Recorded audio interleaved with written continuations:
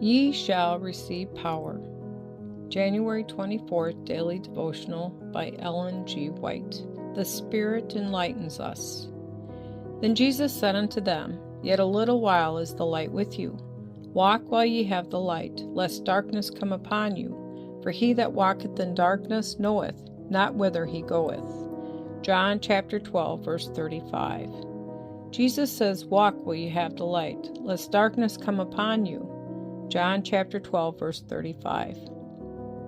Gather up every ray, pass not one by, walk in the light. Practice every precept of truth presented to you.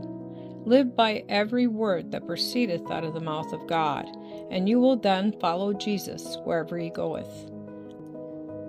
When the Lord presents evidence upon evidence and gives light upon light, why is it that souls hesitate to walk in the light? Why do men neglect to walk in the light to a greater light? The Lord does not refuse to give his Holy Spirit to them that ask him.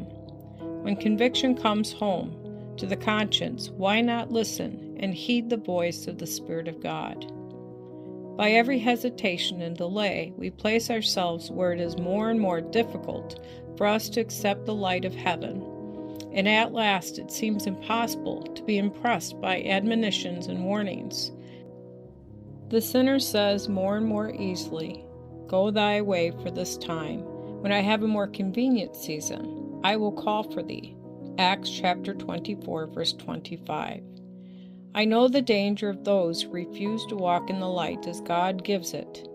They bring upon themselves the terrible crisis of being left to follow their own ways, to do after their own judgment.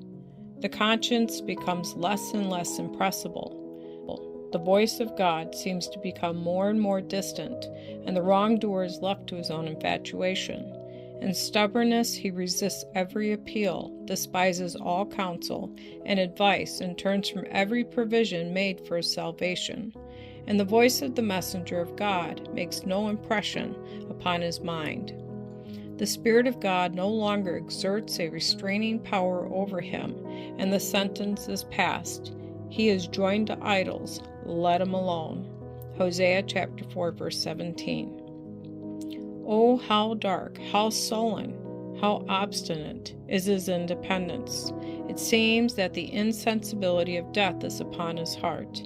This is the process through which the soul passes that rejects the working of the Holy Spirit.